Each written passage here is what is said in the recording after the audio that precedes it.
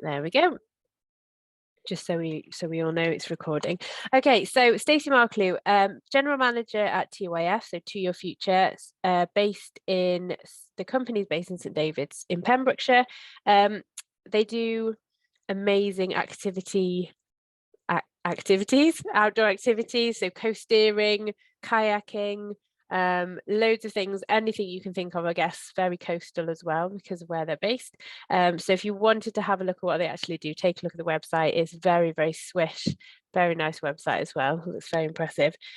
Company's been going for around 30 years as far as I'm aware. They've got sort of a history timeline on the website as well if you wanted to have a look at that. And the company was the first in Wales to become a B Corporation. So Stacey's going to tell us what a B Corporation is. I know we've spoken to Sam Wheeler from Big Lemon before, who have just got their B Corporation certification.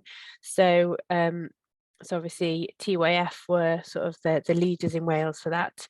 So Stacey, in her profile on the website and what she's provided for us, so she has a desire to use business as a force for good and aims to build a positive and supportive place to work which is open for all, or to all. So we're looking today at sort of finding that work-life balance and talking about Stacey's experience with TYF and their team there. So we're going to have Stacey talk for 20-30 minutes, however long you want, Stacey, just keep us entertained. And then obviously if you've got any questions that come up during the session, please drop them in the chat and I will relay them to Stacey, or feel free to sort of put your hand up and you can ask them in person as well if you want to. So if we keep the mics muted while Stacey's doing their talk, and then we will do questions at the end. So have you got anything to share, Stacey, screens or anything, or are you slides? You're just talking. Excellent. Okay, so Kate, yes, if you unmute yourself and then I'll pass over to you. Thank you very much. Thank you, Laura. Yeah, great to see everybody. So yeah, I mean, I don't have any slides or anything to show. I did think about of adding something, but I think I'm just going to talk to you today, if that's okay. So yeah, Laura did a great explanation of TYF, who we are, but I just kind of to develop, I guess, a little bit onto or extend on some of that, I guess, is just the business has been going for just over 30 years. And we are, well, I've actually been working for TYF for, I'll be going into my 7th year with the business now. That's not just in the title that I'm as general manager. I have had various roles within the business, but becoming general manager a few years ago. So as Laura had already explained, our adventure part of the business, that really is what we are most well known for as a company. So we did actually pioneer co-steering. So we, as the business, we did start that, but yes, we also do kayaking, surfing and climbing and all sorts, really. We've also got quite a large customer range, so lots of different clients that we take. So we've got a massive schools program that we do, so we take kids, and that is quite a big part of our business, is the that development and with the children. So and when I say we've got a large program, we do have we create bespoke kind of multi-day residential activities for them, but we can have up to schools of up to 100 kids in at any one time, which is pretty busy, but it's a lot of fun, and it's great to just see the journey that they go on with us. And so that's with schools. We do actually do work with have like a corporate business, so we do work with other businesses, and again we'll create a bespoke program, team building, nature connection, just I guess this work-life balance, or anything that's really of interest to the business, we can support and tailor and build a program for them. And then in the summer we do have it's more kind of day activities that we take people out on, so kind of families or individuals or couples, and that's really our adventure business that a lot of people will know us for. We have over the years kind of branched out and added additional departments to the to what we do. So we have a retail store on the high street. So that's it's quite a big store actually that we're really proud of. And then more kind of recently, over the last couple of years, we introduced a circular economy department within our retail store. So part of our customer experience is really kind of engaging in conversations with them, and being able to offer that element is really, really cool to see actually that we've been able to do that. And I really wanted to make it quite a visual element within our store to kind of spark that conversation with the customers. So we've got the retail store, which is an additional add-on, and then our hire centre.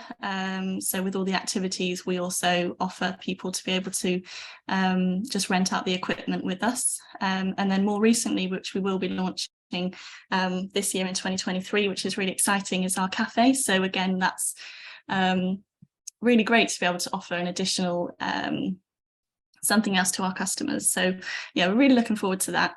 I did want to highlight our kind of sustainability and impact. So it's something that's always been quite a conscious element, I guess, of the business, that we've kind of organically woven into everything that we do. And I think that's been really because of our founders that started the company. It's how they live their lives, and it's something that's been really important to them. So it was quite a natural thing that we've always had within the business, which is really why the whole becoming a B Corp just really made sense for us. Like, it was the logical step, and it was really exciting to be a part of that process, because it really kind of defined what we do, and for us I think it's mainly that commitment. For me, that's how I look at it. So although once we started going through that journey, there was a lot of reassurance actually, which was really nice, just to see that a lot of what we're already doing to support the kind of elements of becoming a B Corp. So, but then on the flip side, it's also highlighted a few things of where we can obviously improve our business. So yeah, so that was really it was really cool journey to go on. It's definitely very detailed and quite difficult to go through, but it was, yeah, it's a really, really cool process. And I guess I've started talking about B Corp already, but I haven't really said what it is for those of you if you're not quite aware of what a B Corp is. But it is a certification that you can have on your business, and it's a certification of or like a stamp of approval that you're in business for good, and that's supporting both people and planet, I would say. So we have always been really conscious of the environment and the impact on that side of things, and then the people element, and that's kind of, yeah, the people within your business and your customers as well. It's kind of, I would say it's as a business, we have a duty of care for our staff anyway, with that element of welfare, but this is kind of going above and beyond that element. So for me, that's something that really resonated to me personally, which is why I'm really excited to talk to you today about the work-life balance, because it is something that I do hold quite dearly and have definitely connected with. Talked quite a lot about the business there. I could definitely talk about and sell TYF for ages, but not necessarily why I'm here today. So I have been asked to talk to you specifically about the healthy work-life balance. So and to be honest, when I was first asked about this, I was originally kind of panicked, I guess, because I thought, oh God, how can I talk to a group of people about work-life balance? Like, I definitely haven't got it all figured out for myself. And there are some weeks where I would say that I really am kind of like happy and on top of what I'm doing. But then there's definitely some weeks where I just feel that, yeah, my balance is probably a little bit out of line. but I think it's just really important that we do talk about this.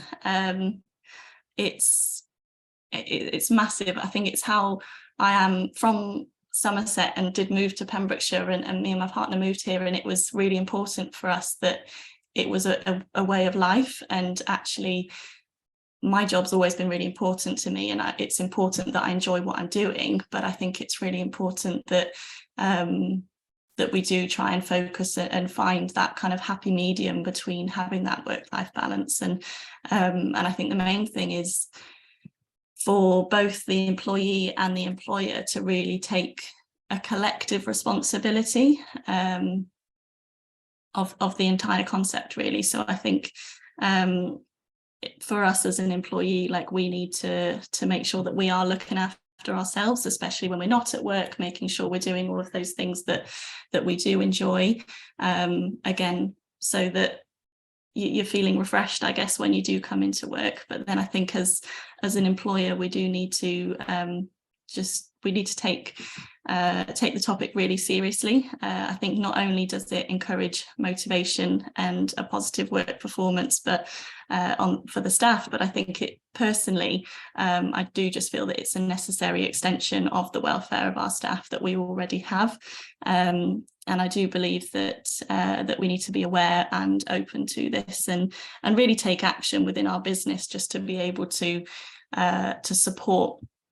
support our staff, and recognise that we are all different. So we can't necessarily create, like, we can definitely look into our policies and processes to be able to support that. But I think it's you can only do as much as you can, really, to kind of support your individuals, because yeah, it's definitely going to be a different journey for everybody. I wanted to mention my inspiration, I guess. I kind of loosely touched on the introduction of becoming a B Corp. I think for me, becoming a B Corp has been the biggest inspiration in my role, being able to actually offer and being part of setting up policies and things within my business, to be able to say and within TYF to be able to support staff. I think it's the entire B Corp, I think it just opened up a world for me, I think, which was just, I was kind of hungry for more, and really excited about that entire journey. And it makes sense to be a B Corp and to be able to offer that, to really look into the social responsibility, what we're doing and how can we support that. So yeah, that whole journey was just absolutely massive. And another inspiration, if I'm not sure if you've heard of Patagonia and Yvonne Chenard, who set up Patagonia, and they've introduced many different policies and to support their employees quite massively. And there are certain things, excuse me, that have really kind of stood out. I think so. They've introduced, I guess it's quite appropriate for us, but something called surf time. And when I started at TYF, that was always something that was quite big within the business. So I think they must have introduced it kind of before me joining, but it was something that, obviously if the surf's great, if we can afford to let staff go out and take some time to be able to enjoy that, because it's kind of, when it's good, and when it's not, it's not. And quite a lot of our staff, that was something that draws them into working for the business. So we've extended that, I guess, to more flexi time. So because a lot of our departments are quite operational roles, sometimes it can be quite difficult. So we don't obviously necessarily want to kind of close the doors to be able to allow everybody to do that, but we're always open to being flexible with our hours and people kind of working around to support that.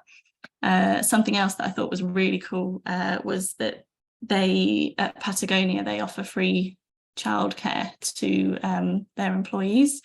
I'm personally not a parent, but being in my position, and I do have employees with children, I didn't actually realise how expensive it is, and how difficult it is to organise that. I think it's if at work, if you can be able to afford that childcare so that you're able to, I wouldn't say not necessarily consider or think about them, but just to know that, you know, they're happy, they're safe, and being looked after, then I think that's definitely a motivation and for you at work, and to be able to support that financially, I think is massive. So yeah, Patagonia, massive inspiration, and B Corp in general for me. And then I thought I'd maybe talk about some of the policies that we do at TYF. So again, it's to focus on our staff. I really do believe that a happy kind of workforce and employees really help with motivation and everything at work. So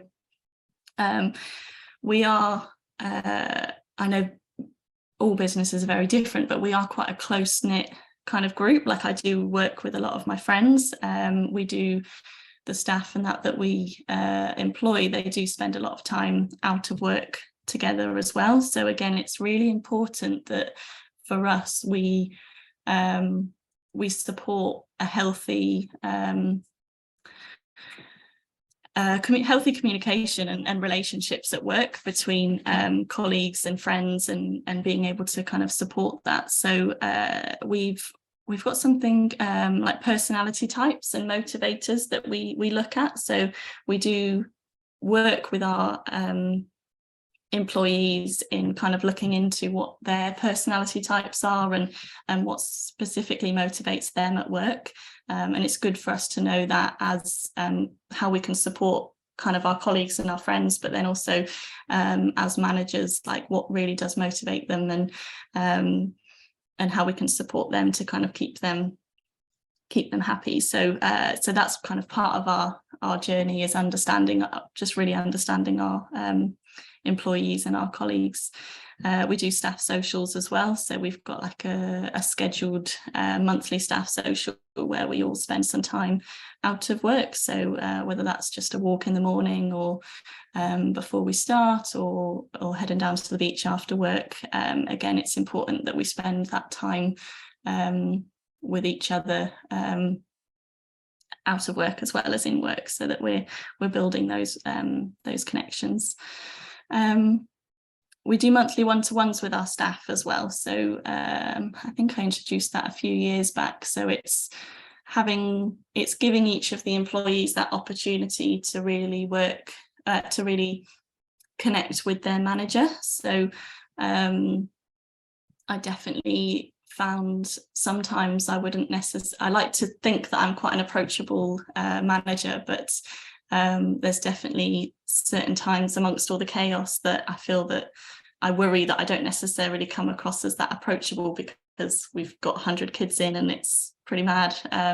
So yeah, there's quite a lot going on. So having that time so that we can sit down with our staff and kind of, we've got a template and things that we follow, but it's checking in with them on a personal level. Obviously, we're not counsellors, and we're not like kind of pushing them to necessarily talk about like what's going on at home and things like that, but it's opening that. Sometimes it does give a bit more context if child's not very well, they're not sleeping very well, like it's good to know, and again, that we can have those conversations about how we can support that, and then obviously on the performance level as well, that gives the opportunity to kind of share. And then we also we have kind of like an open or quite an inclusion kind of policy process. So actually I do try and empower the staff to be part of reviewing our policies, and if there's something that they feel could be improved and things like that, that's another opportunity to kind of be part of that conversation.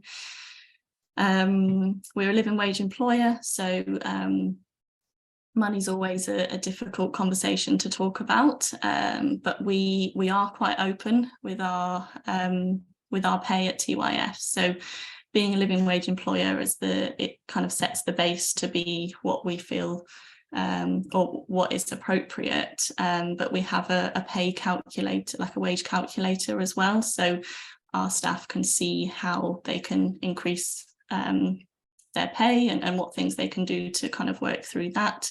But then we've been quite open with kind of how we set that and what we register as value. So I do try and encourage our staff to be involved in a lot of the processes that we set. I mean, it does come with its challenges, but it's that empowerment that I feel as well is what it builds that motivation. A personal fund as well, that was relatively new, so we've introduced like a CPD and wellness fund, so for every hour they work, they get this bit of money that goes into their kind of pot that they can use on their wellness or their learning and development then. So it's just, again, to support them, and that can, we kind of have the policy and everything written up, but that can kind of be anything from a massage or personal, any kind of treatment or anything that kind of supports them, keeps them happy, I guess. And then that flexi time, I think that's probably the biggest one that gets used, is just being able to kind of, we've all got our own lives and things happening out of work. So for us to be able to have a flexi time policy is really important. And again, I've said about the operational roles being relatively difficult, but we just try and be as open and communicate as much as we can with the employees, and whatever we do, we can we hope that a lot of these policies can be used however is appropriate to the individuals. And walking meetings as well, that's something that we like to try and encourage, kind of, yeah, being outside. And so some of our one-to-ones can just be a walk or go for a wander and have a chat with each other, and just to have that check-in time, just to take that step away, I think is really important to kind of the day-to-days. And then, yeah, I mentioned that it does come with some of these challenges. So obviously some of our policies are financially based. So it's something that we do need to consider, that's an additional expense with like the CPD and the wellness fund. But it's something that, yeah, as long as we can make it work as a business, that's something that's really important to us. So yeah, we have got quite a few different policies, definitely open to supporting as much as we can with the individuals, but it's, yeah, the main thing is I'd probably say those one-to-ones and actually like checking in just to see that what's working, what's not, and we definitely do our best to try and support our employees in that sense. But then I did also mention at the start about the employee responsibilities, because really it's those policies are there, and we can't necessarily force it, certain things on anybody, but we can encourage that to be looked at, and then that we need, as employees and individuals as well, I think it's really important that we take that time to really think about what makes us happy, and then just to, on our days off and things like that, that's something that we just need to try and, whatever does make you happy, like I've got a dog, take him for a walk, and hopefully then by doing things on your days off, then you're more refreshed and regenerated, ready to come into work the next day. So for myself then, I made a couple of notes. So I then take that responsibility on myself to look after myself, and again, it's whatever I need to do to make me happy. I think being in control of my hours at work is something that I probably use the most. One thing that I do personally struggle with, and it's really nice to have the support from my colleagues, is eating lunch at the computer. I think, again, it's important that we take that time to step away. And yeah, if some of the staff do see me kind of sitting at the computer with a bowl of soup, they'll try and encourage me to just take that step away. And that's one of those little things, but I think it's really easy for us to forget about that. Yeah, I've mentioned I've got a dog. I really enjoy spending that time taking him out, and even at lunch, just being able to control those hours, then I guess being able to take him out for a wander then. Having a team that I can trust so that I can relax on my days off, I think, again, is really important. You don't want to be worrying as a manager that it's all falling apart. So yeah, that's another one. And then just working with my friends and supporting each other, I think is quite big. And just taking those, although we kind of have, like, I am a manager and there are certain things that make that really clear, we do try and have, like, the socials and those elements where we do take a step away from the roles and that kind of hierarchy, and we are just people, and just kind of level that space then. I think is really important. So I think, I'm not actually sure what time I started, Laura, sorry. If anybody does have any questions. Yeah, we are fine for questions if anyone has them. I've got a few anyway. I'll start with one. I've put if you want to put questions in the chat, that's fine. You said that you've been with the company for 7 years, but you didn't start in the role that you're in. So what's your journey been through the company? So I started, I think my first title was a HQ assistant. So I started working on the shop floor. So I was the retail assistant, and then I was taking bookings. So I was really getting to know the business kind of from the like that team is the face of our business, ultimately walking in. So that was really helpful for me to kind of my first introduction to the business, just to really get a good understanding, I guess. So started as a HQ assistant. I was then made the retail manager. So really focused on growing the retail department, which is why I've kind of mentioned one of my inspirations being Patagonia and Yvon Chouinard. So I really got to know the brands, and I was working with them quite closely, and that was quite a big part. And then I've changed quite a bit actually, and then became a HQ manager. So I did manage the bookings assistants, and because we did end up splitting them. So when I first started, I was kind of an all-rounder assistant, I guess, but then as the business was gradually growing, it was becoming a lot more, each role was becoming a lot more complex. So I managed that, and then became general manager a couple of years back, and I think it's really helped. I've probably done most of the roles within the business, so I've got a good understanding of kind of how most of it runs. That makes sense. Yeah, I think, but to be a good manager, I think you need to know the real nuts and bolts. That's right, the real nuts and bolts of the business, I think, so to know how it works. Okay, so I'm going to read some questions that have come in. Are you all right? Sorry about that. So in the audience, Sylvia has asked, do you think the business policies, and the company ethos are the one making the work-life balance possible for you? Do you think the business policies and the company ethos? Okay.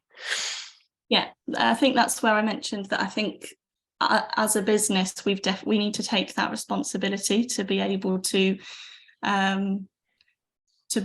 open it up, because I think we are all different. So again, it's trying to find a policy that's going to kind of work for most. But yes, I definitely think we need to take that responsibility, and actually the policies that we have at TYF allow me to personally help create my work-life balance. So like I said, that flexi time probably being one of the biggest ones. that I personally use, and I know that certain individuals will use others slightly more. So again, it's we can have various policies to try and support. I think that the wellness one was great as well, being able to I've used that one quite a bit. But yeah, I think it's definitely the employer that's allowing the employee to be able to kind of use them. Okay, and Sylvia's also mentioned, do you think it's the nature of the business, that it's an outdoor activity, you know, very sort of physical, outdoorsy company, that makes the work-life balance work for your company, but may not work for one that's more desk-based and office-based? Do you think that has an impact on it? Yeah, I mean, we've definitely tailored a lot of our policies around that, because that's so big, such a big part for us, and we're really fortunate that we can do that. But I think that's kind of where working with your employees to try and be creative in that, because all businesses are very different, and I know that a lot of people aren't actually going to be working with their colleagues, so again, that's going to be really tricky to have that. But then also a lot of people that's not as important to them. So when I mentioned the employee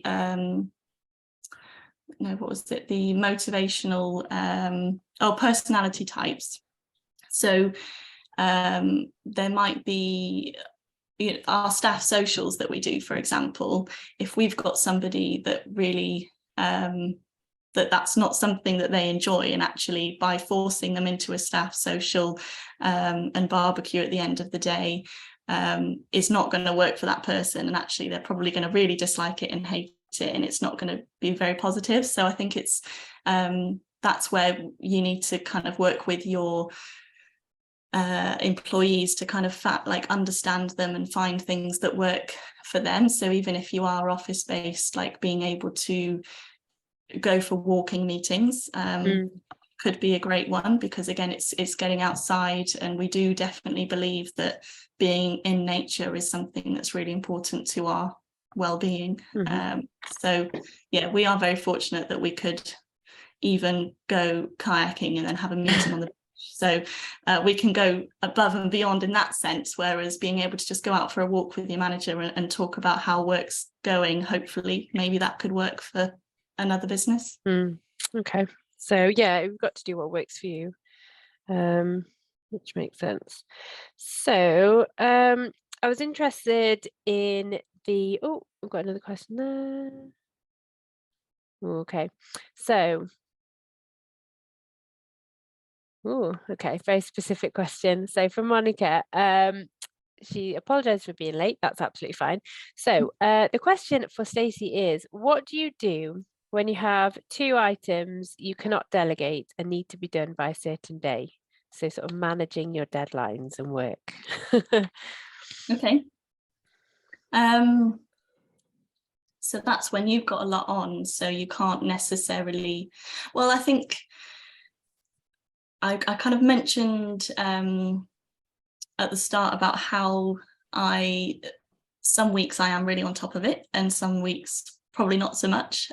So sometimes it's also understanding that, okay, I'm going to have a very busy or pretty intense work week because I have got quite a lot of deadlines. What can I do to set myself up for that? And what can I potentially have at the end to look forward to? Because our workload will vary, but it's for the work-life balance. I think it's so important that you take a step back at any point that you can. You might not be able to do it during because you have got quite a lot on, but it's either trying to do it before or prepping yourself for afterwards. It's, let me just take myself out. I need to prepare myself to have a very busy week. I mean, is there any, if you are very aware of that, being able to take the time to discuss with a colleague or a manager or anybody else just to get a second opinion, but it's taking that step away and looking about what you've got ahead and what can you do to best prepare yourself then Does that make sense? Yeah, I was just thinking, I think from my point of view, if I'm really busy with work one week, so we go out to schools a lot. So if I was out every day one week, then I would either plan my calendar to be not going out so much the next week, or have some, allow for downtime, I think. And that's what working flexibly in flexi time should allow, I guess. So if someone's been full on out for a week with a school, every day, you'd expect them to have a quieter time after that to then catch up with everything, have a breather, and then come back to work refreshed, rather than just keep going, and then burn out. So I think that's where flexi time, you need to be able to manage your time. When you're busy, but don't feel guilty for having downtime. I think that's a big thing where people think they need to be busy all the time. So do you find that? Yeah, definitely. And we also try and encourage our managers to support the employees with so, like, if they're not being productive as well, like on the flip side, if they being able to send them home almost, or just because I think, again, sometimes we can not consider doing, like, you can be really hard on yourself, and that's where I am very fortunate that I trust all of my colleagues, and they are friends, and I can just take that second opinion. So even if you are really busy and you're in that tunnel vision, and you're trying to take a step back and think, what can I do to help myself? Just check in with somebody, because actually sometimes just to have somebody else supporting you to be like, yes, it is okay to take some time off here, or things like that. I think sometimes we are only human, and we need to appreciate that, and we don't always have all the answers, and although we can try and be in control of our own work-life balance and supporting that, I think having that second opinion of, I don't know, what can I do, like my brain's just clouded, I think that can really help as well. Okay. Anyone else want to put a question in the chat? Please feel free. I was interested to, obviously hear about the one-to-ones that you do, and how and we obviously, a lot of companies or larger organizations will do reviews that sort of look at workload and skills development and things. I'm trying to think, can't think of the word that I want for the formal name for them. But if you have a monthly one-to-one, there's two parts to this. So one is that a lot of paperwork? Do you formally record it, or is it literally just a chat and you only record what comes up that's important, for you and the employee? And then what sort of feedback have you had from employees that you've acted on and made changes based on?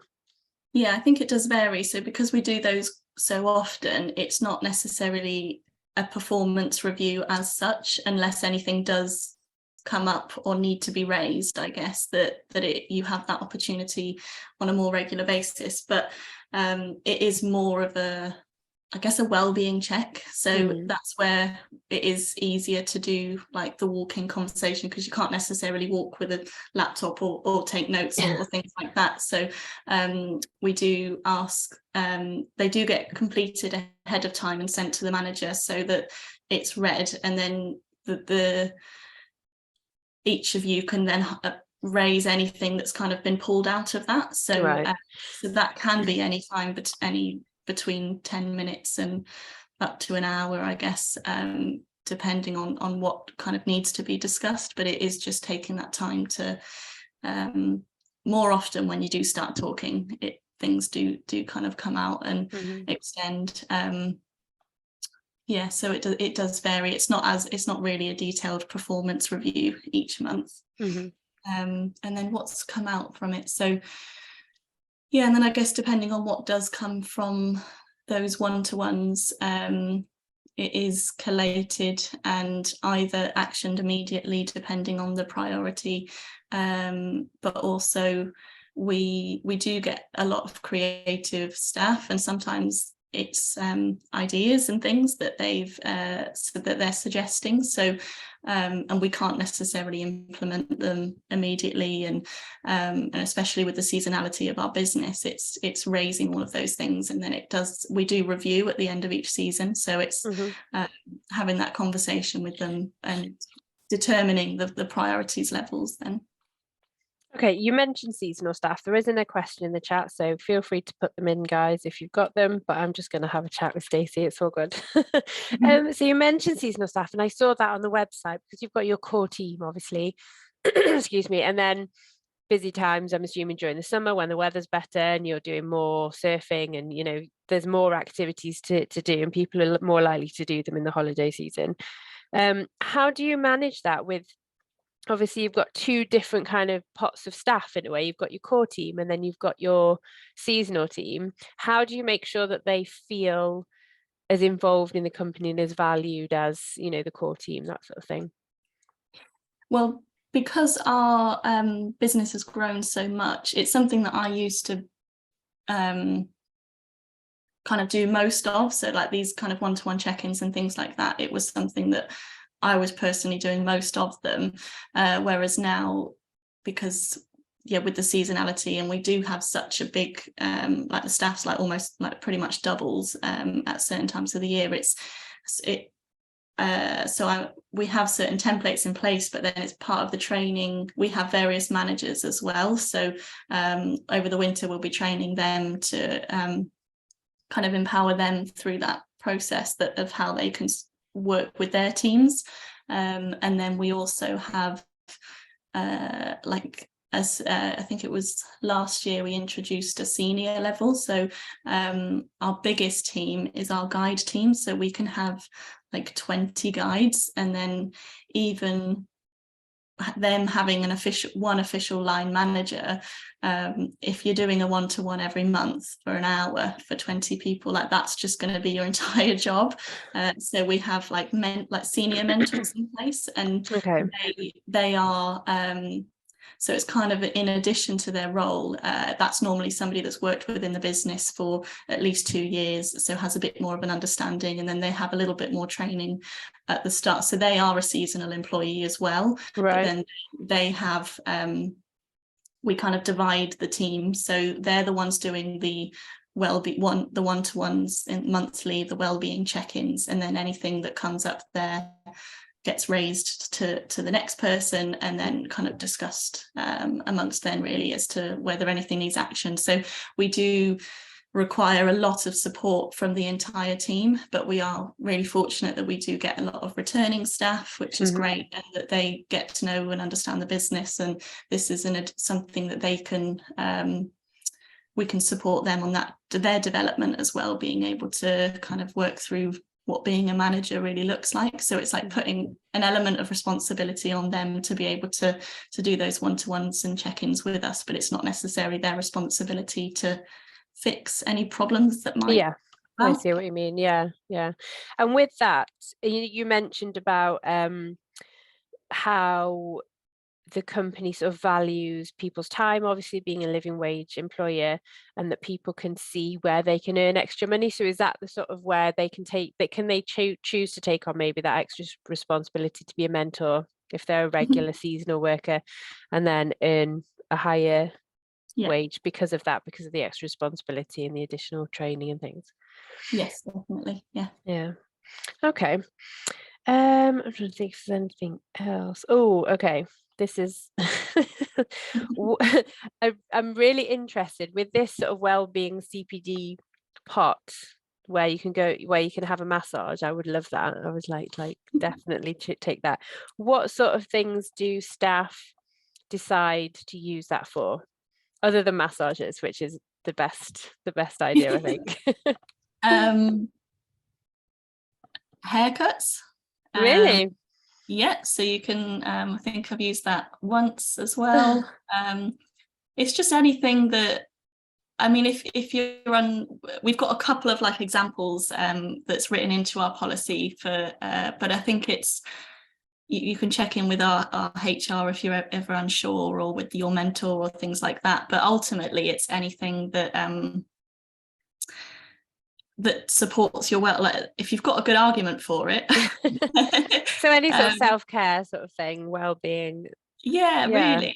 I'm trying to think about what I mean, we have had like chiropractor and things like that in there as well, so it's not necessarily just a massage. I was trying to think if there's an interesting gym memberships as well. Okay. Again, like that kind of fitness and or classes. I did use I think it was actually my learning fund, because it's with the I used it more on like the learning element. Was I did aerial like circus classes.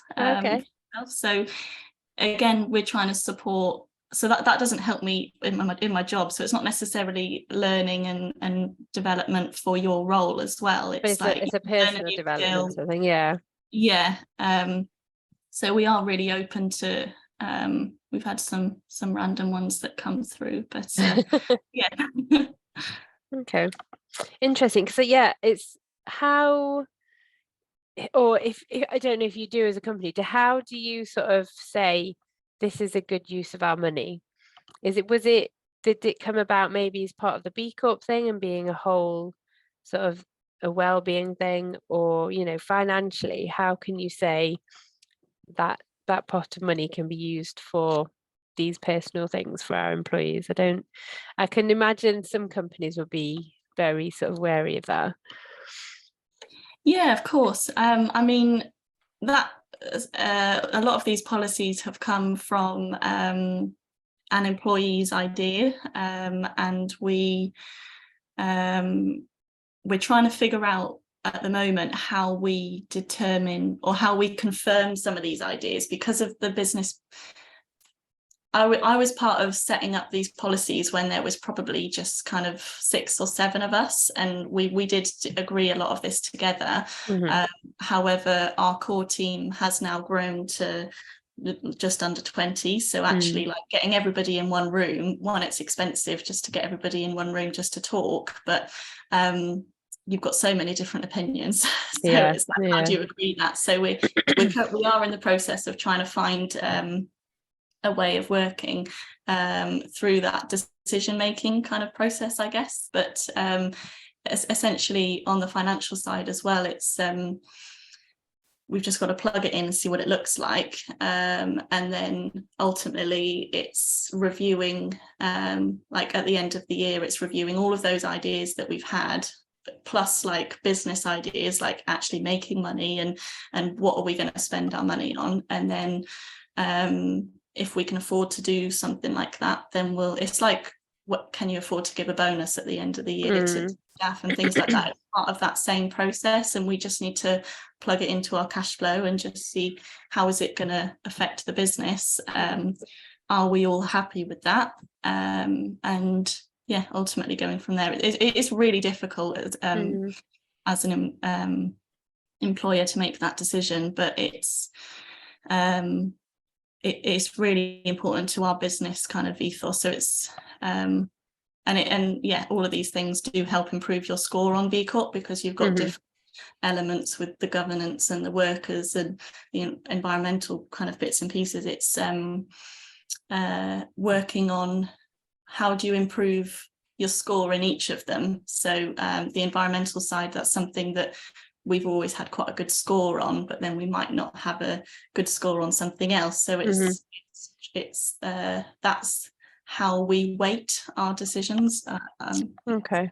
It comes into the B Corp thing as well. So obviously the policies you develop and things and the financial decisions you make impact that as well. Okay. And how, I think this would be my final question, because I think the B Corp sort of thing is really interesting. And you were saying how it was a big job to go through everything, be certified, and obviously that will then influence your decisions as you go on as a company. If you want to keep that certification, I assume you have to review it every year or every 2 years, whatever that process is. So if a company was thinking of going for it, but were worried about the workload, how can you sort of put their mind at ease maybe?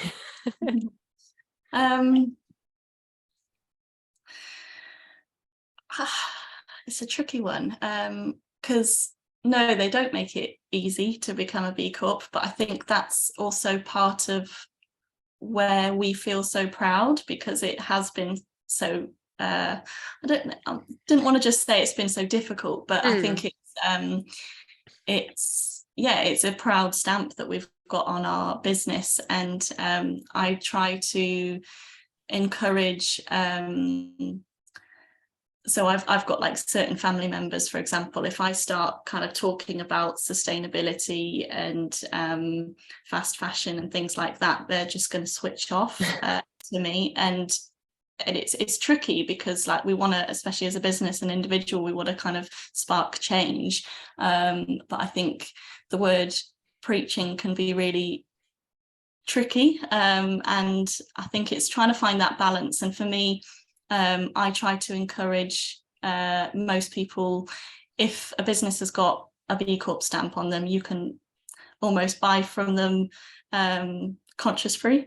Yeah, I know what you mean. Yeah, but like they've had, it's quite a rigorous process, so they are dedicated to the work absolutely that it represents. Yeah, and they are, you can go, you can check like their B Corp score and what they've scored higher in and lower in and things like that. So it's really not everybody's on 100% on everything.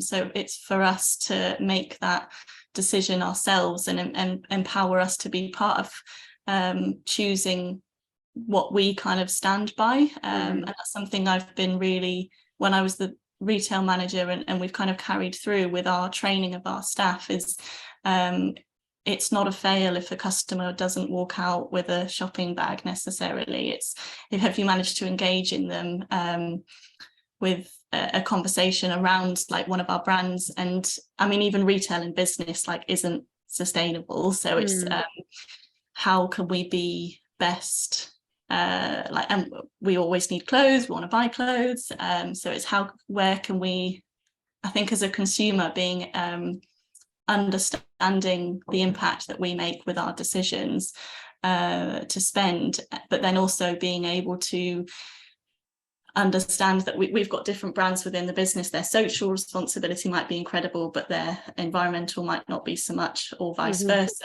And then for me personally, where would you rather support? It's having that transparency. So yeah, with being B Corp, it is transparent, but I think it's pride as well, and B Corp is becoming more, it's becoming bigger. There's still a few people that you kind of mention the word B Corp and they haven't heard of it before, but I do think it is becoming much bigger. It's nice to be part of a group as well. Kind of collective mindsets of a business. I would definitely say it's worth it for us. And I think that's I'm going to put the link for the B Corp, because I had a look and there's a website that explains what they do, and they seem to have a network of B corporations. So I'm assuming you can kind of network with other companies and share ideas and get support and things from them. So that's a benefit to it as well. Fab. Okay. So unless anybody has got any other questions, I'm going to keep an eye out for TYF when I'm down in West Wales on holiday now. See if we can do anything with them, with my kids. So yeah, thank you so much. It's been really interesting to sort of hear about a flexible B Corp company that really value their workers, which is a really important thing, and trust their employees as well. That's a big thing for me as a manager, trusting the people that I manage, that they will do their job, because I know that they will, and they're happy in doing that. The only thing I want to say before we go is that we have our International Women's Day meal, which hopefully, Stacey, you'll be invited to. I'm sure you will, via Megan, which is actually going to be held. It's going to be held on International Women's Day on the 8th of March, and it's going to be at the brand new Swansea Arena, which I've not been to yet, but I'm going to this just so I can go to the arena. So it's the big gold ball thing near Tesco in the middle of Swansea. Yeah, so that would be, it's a free event, obviously, so register. I will put the link to the tickets in the chat, so if anybody wants to sign up, please do. And hopefully we'll see some people there. But thank you so much for your time, Stacey, for today. And if anyone's got any questions that come up, obviously we could forward them on to Stacey at some point via email if anything comes up, if anyone's interested in talking to Stacey outside of the meeting. So we'll leave it there. I will stop recording now.